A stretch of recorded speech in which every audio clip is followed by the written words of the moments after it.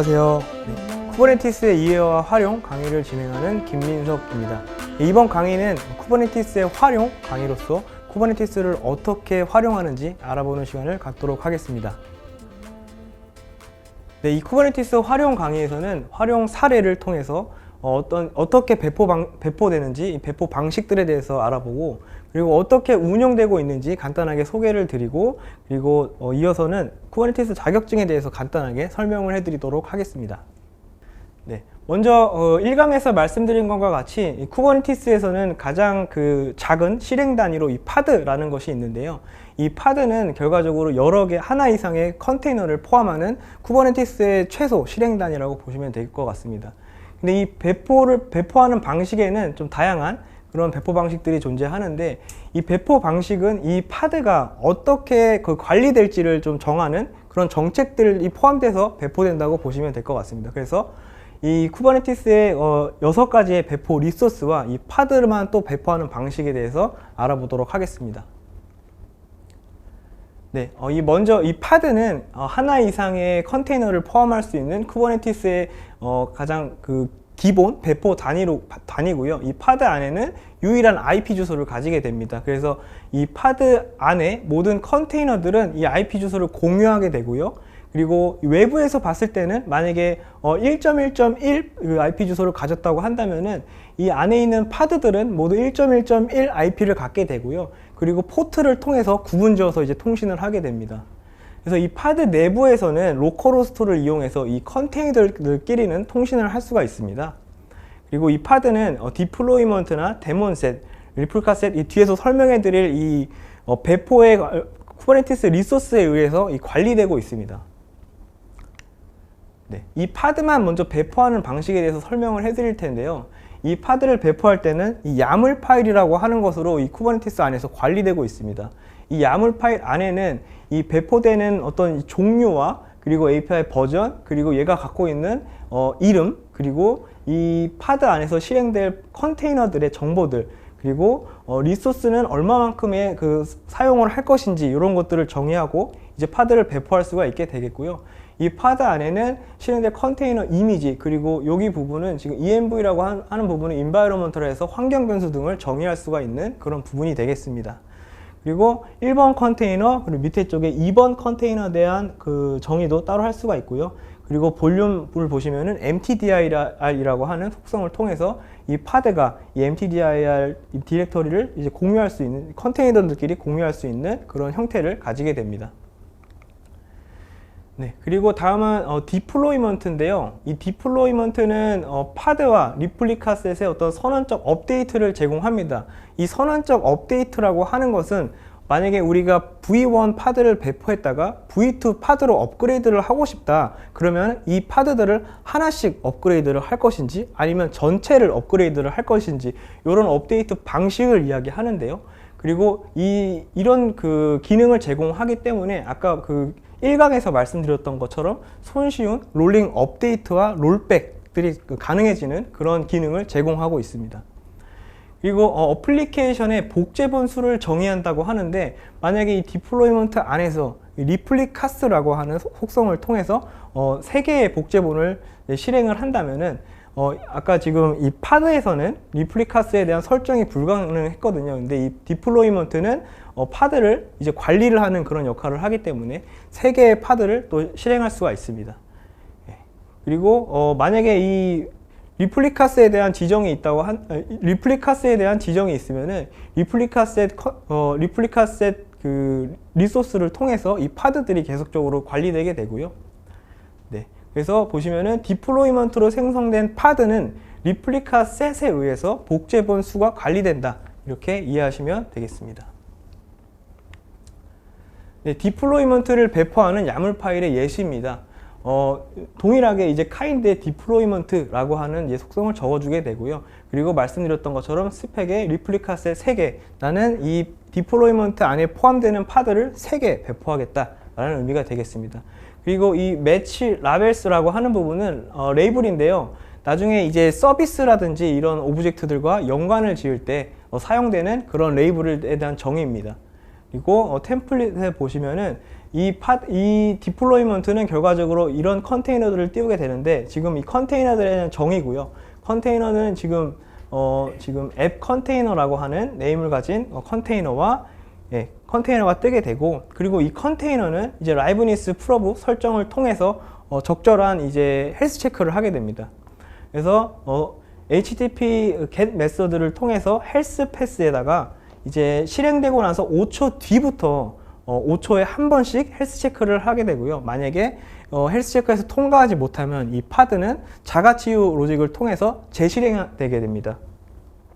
그리고 이 리드니스 프로브라는 게 있는데요. 이 리드니스 프로브는 이제 파드가 이제 실행되고 나서 서비스를 통해서 트래픽이 전달되는데, 이 리드니스 프로브에 이제 통과하지 못한 그런 파드는 이 서비스의 트래픽을 전달받지 못하게 됩니다. 그래서 사용자가 요청을 했을 때 이 파드에 그 트래픽이 안 가기 때문에, 만약에 문제가 있는 경우에 이제 정상적인 파드에 트래픽을 전달해서 이 문제 있는 파드에는 트래픽이 전달되지 않아서 정상적으로 서비스를 계속 할 수가 있고요. 그리고 이 리드니스 프로브에 대한 정의를 말씀드리면, HTTP get 메서드를 통해서 여기도 동일하게 실행되고 나서 5초 뒤부터 5초에 한 번씩 이 get 그 요청을 날리겠다. 그래서 만약에 요청이 실패하면 트래픽을 중단한다. 이렇게 이해하시면 되겠습니다. 네, 이어서 리소스 부분이고요. 이 리퀘스트 같은 경우에는 최소한 그 CPU가 100mm 코어, 그리고 메모리가 200MB 바이트가 있는 노드에 실행될 수 있도록 정의하는 것을 리퀘스트라고 하고요.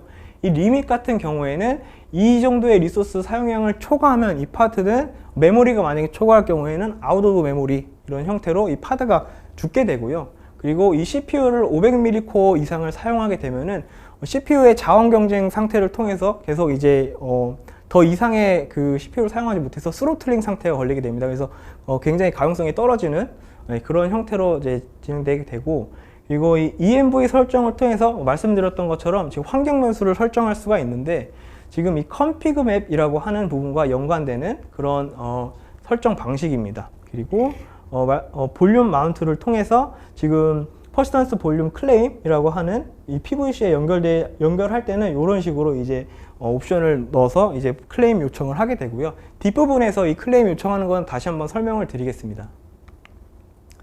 네, 다음은 스테이트 풀셋입니다. 이 스테이트 풀셋은 상태를 유지하는 어플리케이션을 위한 배포 방식이라고 보시면 되겠습니다. 그래서 이 상태를 유지하는 어플리케이션이 어떤 것이 있느냐 라고 했을 때, 만약에 이 클러스터링이 필요한 어플리케이션들이 있지 않습니까? 이를테면 그 엘라스서치라고 하는 그 NoSQL DB라든지 아니면은 어떤 그 레디스, 이런 것들은 이제 클러스터링을 통해서 서비스를 배포하고 운영하고 있는데, 이제 이 스테이트풀 셋을 통해서 배포를 하게 되면은 지금 이 파드들은 안정적으로 고유한 네트워크 식별자를 가지게 됩니다. 그래서 뭐 0부터 0, 1, 2, 3, 리플리카 셋이 3이면 0, 1, 2 이런 식으로 이제 순서를 가지게 되고요. 이런 순서가 필요한 이유는, 만약에 재실행을 하게 됐을 때 이 클러스터링 된 어플리케이션의 경우에는 재실행을 할 때 전체를 이제 한 번에 죽이는 것은 조금 그 문제가 될 수 있습니다. 그래서 하나씩 순차적으로 이제 관리를 하게 되는데요. 그리고 지금 클러스터링 됐는데, 지금 이 1번 파드가 죽었다가 다른 데 뜨게 되면은 이 사용됐던 디스크를 다시 사용하지 못하기 때문에 이제 좀 그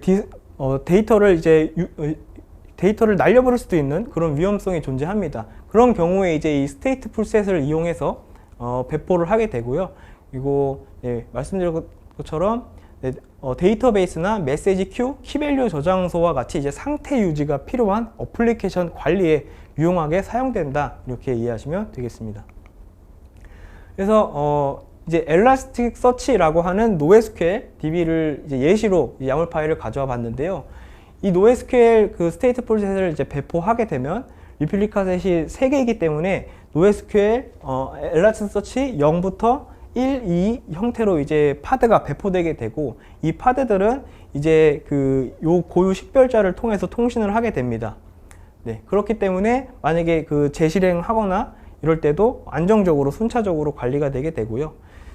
네. 네, 다음은 데몬셋입니다. 이 데몬셋 같은 경우에는 모든 노드에 파드를 실행해야 하는 경우에 사용하는 그 배포 방식인데요.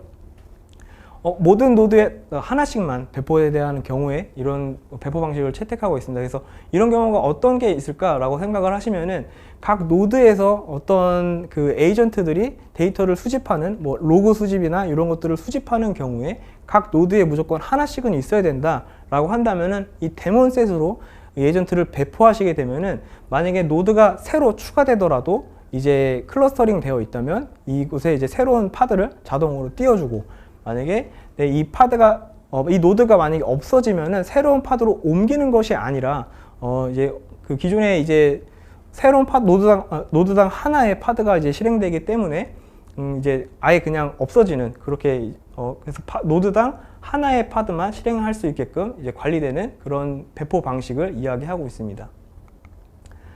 그래서 이 플루언트D라고 하는 이제 로그를 수집하는 에이전트를 배포하는 방식인데요. 이 플루언트D라는 것을 데몬셋으로 배포를 하게 되면은 지금 노드당 하나의 파드가 실행되게 되고 지금 이 마운트되어 있는 부분을 보면은 바 밑에 로그에 있는 그 경로에서 로그 데이터를 수집하고 그리고 바 밑에 라이브러리 도커 이 컨테이너스라고 하는 부분은 이 컨테이너들이 실행되면서 뱉는 로그들이 이제 쌓이는 그런 경로인데 그래서 각각의 노드의 이 경로에 붙어서 로그 데이터를 수집하는 그런 이제 플루언트D 에이전트가 배포되게 되고요. 만약에 새로운 노드를 추가하게 되면은 이 플루언트D 노드가 하나씩 이제 같이 실행이 되는 그런 형태를 갖게 됩니다. 네, 그리고 다음은 잡인데요. 잡과 크론잡은 이제 좀 일맥상통하기 때문에 같이 설명을 드리도록 하겠습니다. 먼저 이 잡 같은 경우에는 파드를 생성해서 이 잡이 끝날 때까지 그냥 정상적으로 끝날 때까지 재시도하는 그런 배포 방식이고요.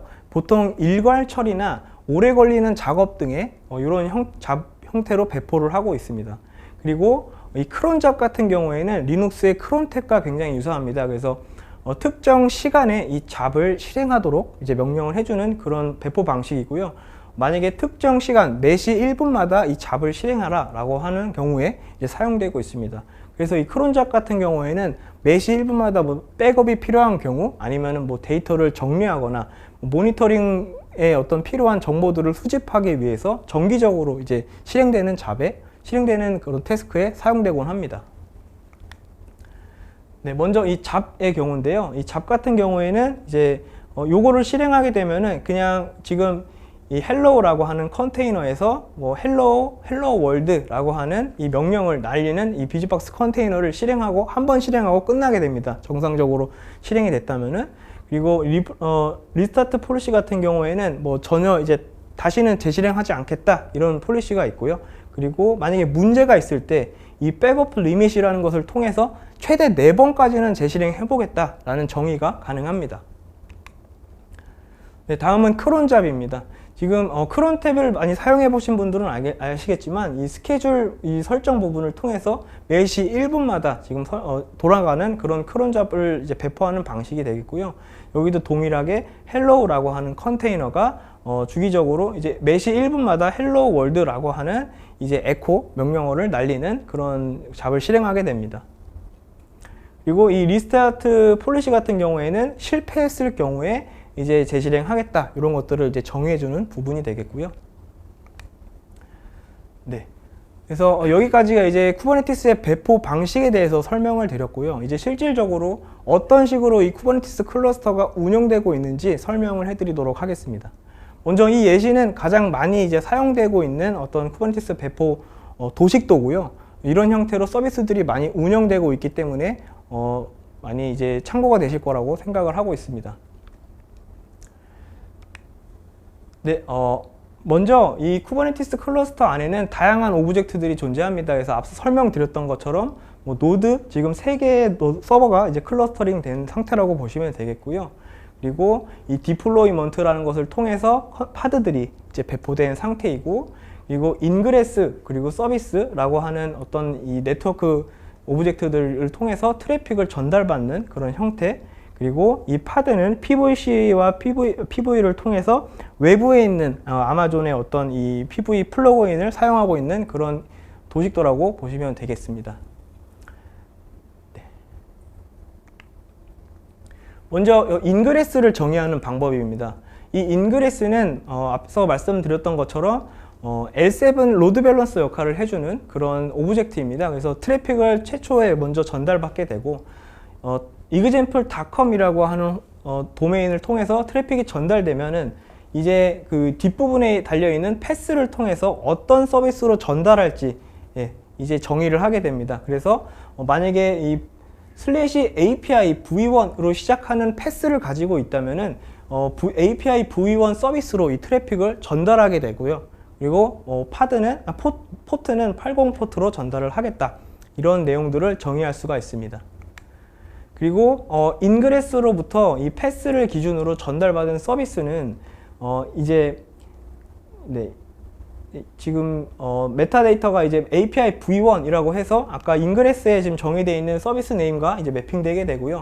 그리고 뒷부분에 이 셀렉터하고 앱 v1이라고 하는 것은 이 레이블인데 이 뒤쪽에 그러니까 파드가 실행됨에 있어서 저 레이블을 가지고 있는 파드와 이 서비스가 연결되게 됩니다. 네, 이어서 v2의 야물 파일 설정 방법이고요. 네, 디플로이먼트를 이제 정의하는 방법에 대해서 말씀드리겠습니다. 이 디플로이먼트는 API v1에 해당하는 파드를 배포하는 디플로이먼트가 되겠고요.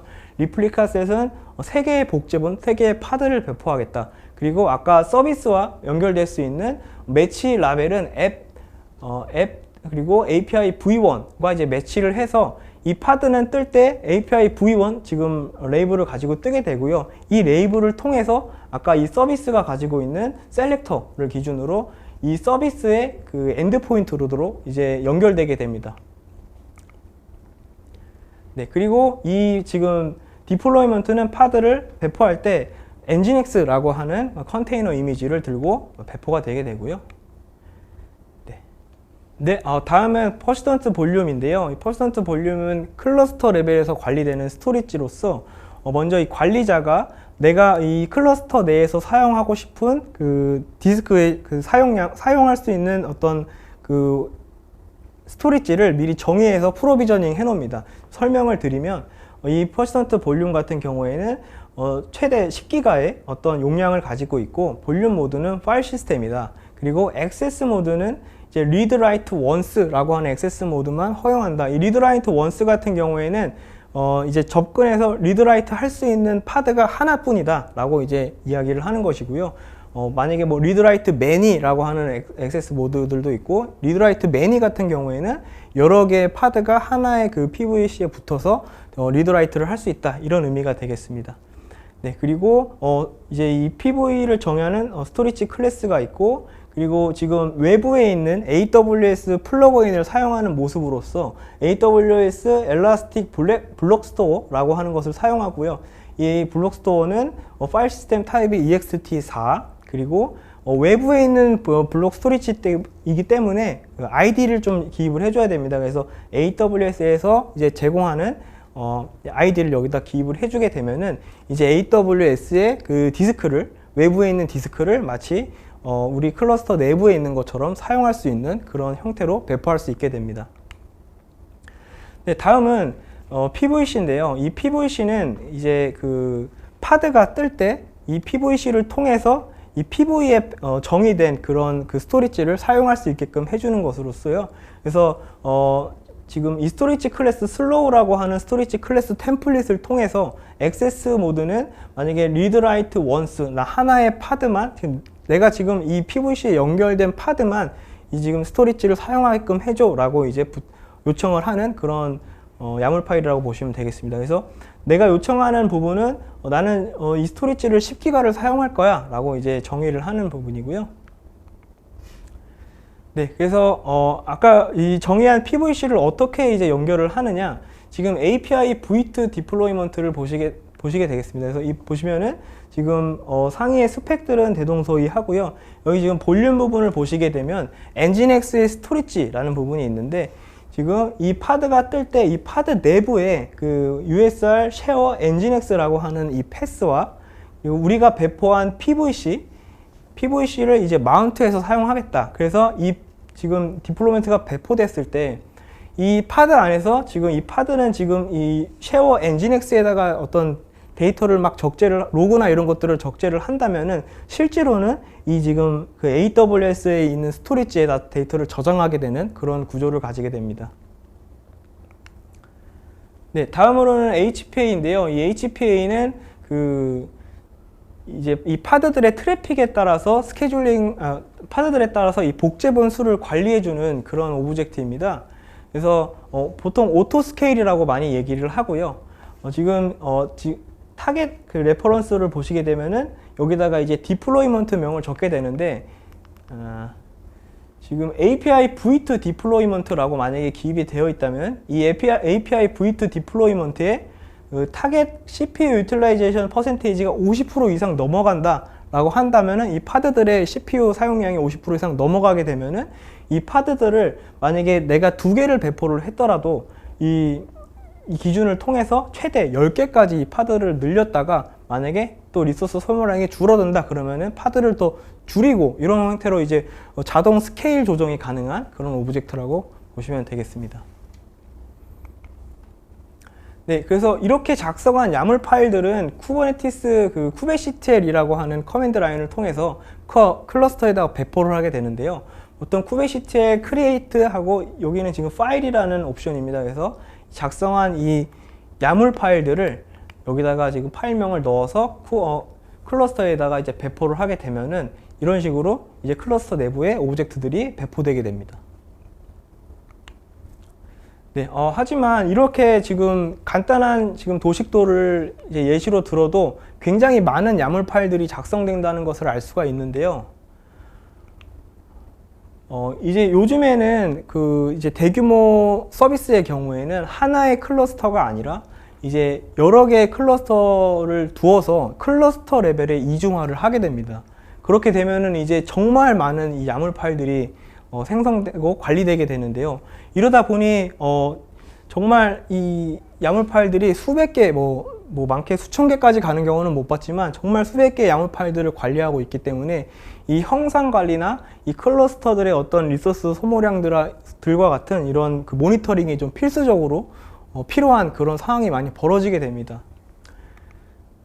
그래서 이런 지금 야물 파일들을 관리하기 위해서 과연 이 쿠버네티스를 어떻게 형상 관리를 할 것인가 라고 이제 좀 말씀을 드리면은 먼저 이 쿠버네티스의 CI/CD는 보통 이 지속적 통합 그리고 지속적 배포라는 이 단어의 어떤 축약어인데요. 이 CI/CD는 이제 저희가 개발자분들이 이제 많이 사용하고 있는 그런 용어로서 이제 지속적으로 서비스의 어떤 형상을 관리해주고 그리고 이제 지속적으로 우리가 개발한 것을 이제 만약에 릴리즈 하게 되면은 자동으로 이제 배포되게끔 해주는 그런 일련의 플로우를 이야기합니다. 그래서 그런 플로우를 이제 구축하기에 앞서서 필요한 어떤 오픈소스들에 대해서 간단히 좀 설명을 드리겠습니다. 먼저 이 GitHub이라고 하는 것은 보통 프로그래머 분들이 코드를 개발하고 이 코드를 관리하는 데 많이 사용하고 계신 소스 코드 관리에 어떤 적합한 그런 플랫폼이고요. 그리고 이 젠킨스라고 하는 것은 이 지속적 통합 CI/CD의 어떤 가장 유명한 툴로서 오픈소스 툴로서 다양하게 개발이나 빌드, 테스트, 배포 이런 데 이제 사용되는 그런 이제 CI/CD 툴입니다.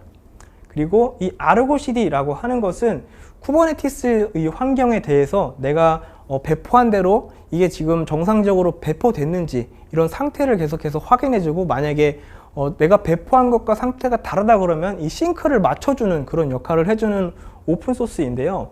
그래서 지금 이 아르고 CD 같은 경우에는 지금 이 Git이라고 하는 GitHub으로 연결되는 어떤 이런 선언적인 GitHub에 저장되어 있는 선언적인 정의들로 인해서 이 지금 쿠버네티스의 어떤 싱크를 맞추고 있습니다. 그래서 어떤 플로우로 돌아가는지 말씀을 드리겠습니다. 먼저 일반적으로 이런 식으로 많이 구축을 해서 쿠버네티스를 관리하고 계신데요. 먼저 사용자가 내가 이제 이 쿠버네티스 안에는 어플리케이션 1.1 버전의 컨테이너 이미지를 사용해서 배포되어 있다고 한다면은 이번에 릴리즈를 통해서 1.2 릴리즈를 했어 라고 한다면은 이 젠킨스를 통해서 컨테이너 1.2 버전으로 업그레이드를 하는 그런 커맨드를 이제 실행하게 됩니다. 그렇게 되면은 이제 이 젠킨스는 이 지금 소스 코드를 수정하는 것처럼 수정해서 이 GitHub이라는 저장소에다가 이제 저장을 하게 되는데요. 이런 식으로 관리를 하는 이유는 대부분의 어떤 그 운영상의 장애나 운영상의 어떤 문제가 발생하는 것은 거의 80% 이제 휴먼 미스라고 보시면 되겠습니다. 그래서 사람의 어떤 손을 좀 덜 타게 하기 위해서 이렇게 프로그래밍화 해놓은 것을 이제 이 CI/CD라고 하고요. 그리고 만약에 이 젠킨스를 이용해서 내가 1.1에서 1.2로 업그레이드를 하는 명령을 잡을 실행을 하게 되면은 말씀드린 것처럼 GitHub에서 이제 그 GitHub에 저장되어 있는 그 야물 파일들을 수정하게 됩니다. 그리고 이 수정하게 되면은 이 아르고 CD라는 것이 이 GitHub에 있는 그 레포지토리에 있는 야물 파일들을 보고 현재 내 클러스터와 이 싱크가 맞는지 확인을 하게 되고요.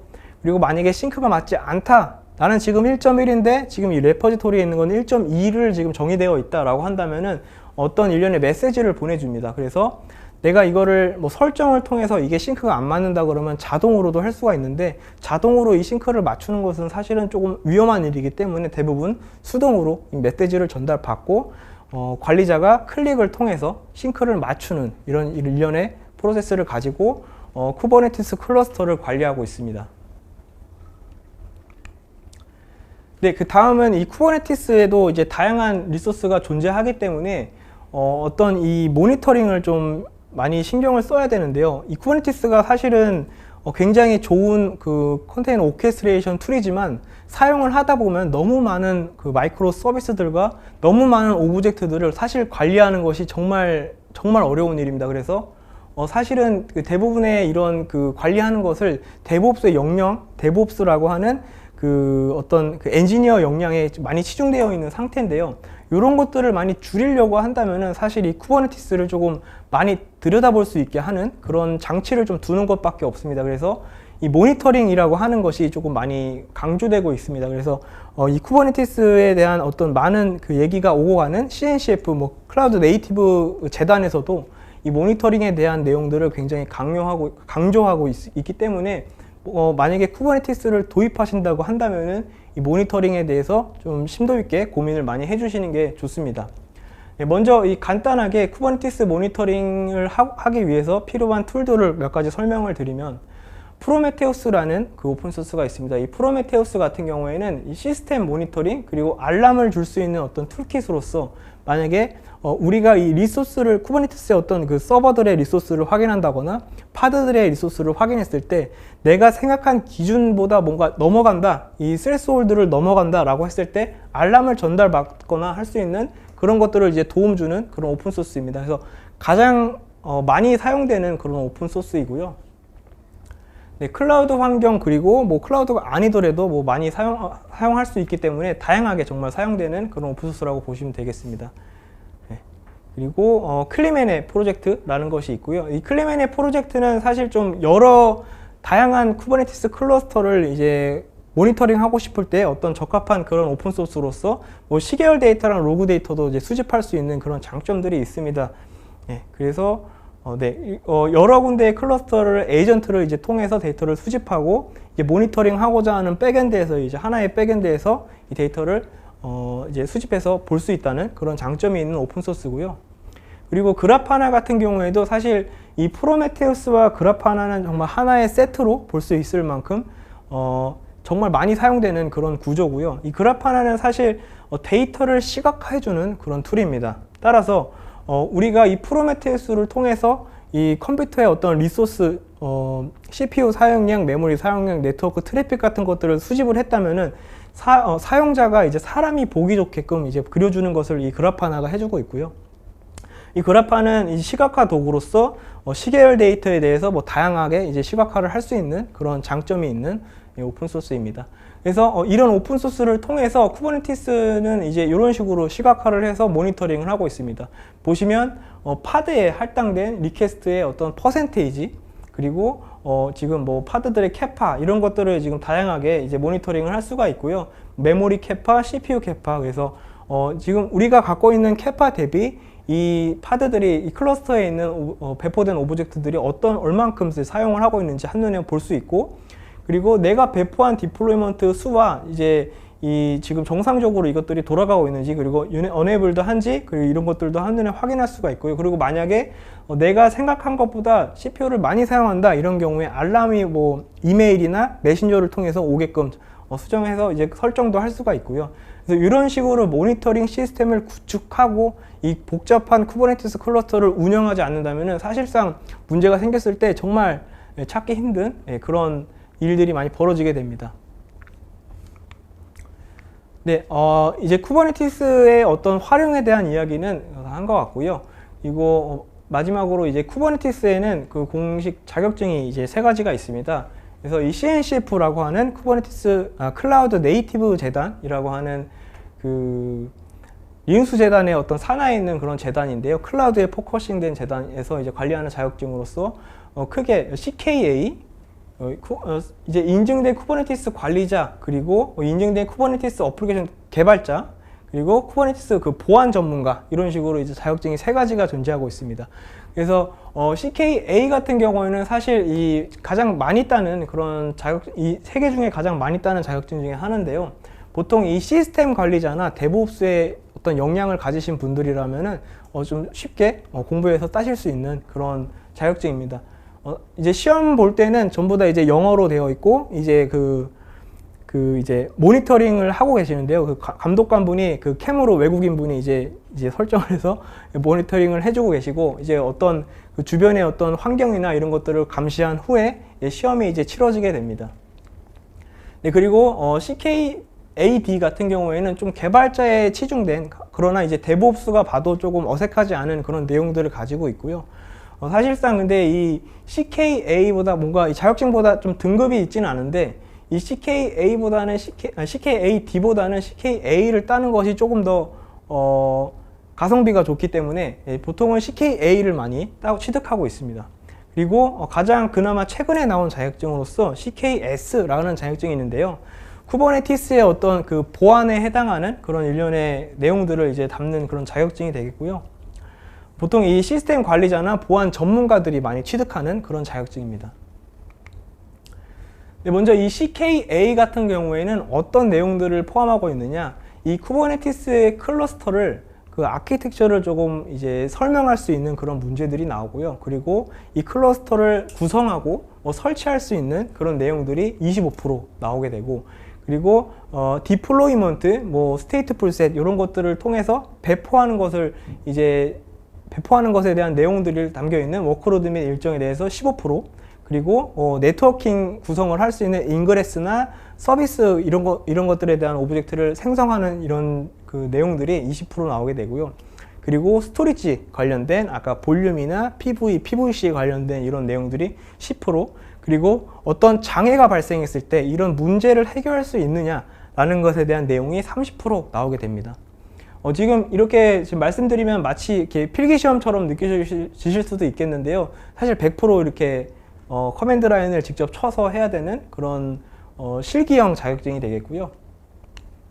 네, 다음은 CKAD, 개발자를 위한 쿠버네티스 자격증이 되겠습니다. 그래서 동일하게 어플리케이션의 어떤 어플리케이션 설계 및 구축이 20%, 그리고 어플리케이션을 배포할 때 그 쿠버네티스 안에서 배포하는 것과 그 이제 어플리케이션을 개발해서 이제 물리적 서버에 배포하는 것은 좀 다른 얘기지 않습니까? 그래서 쿠버네티스 안에 배포하는 방식에 대해서 20%, 그리고 이 어플리케이션, 내가 배포한 어플리케이션이 정말 잘 돌고 있는지, 그리고 좀 내가 유지 관리를 잘 할 수 있는지에 대한 내용들이 15% 담겨 있습니다. 그리고 이 어플리케이션이 필요한 어떤 환경 구성들, 아까 말씀드렸던 것처럼 설정 파일들이 잘 그 컴핑 웹을 통해서 저장되고 있는지 이런 것들을 이제 25% 보게 되고요.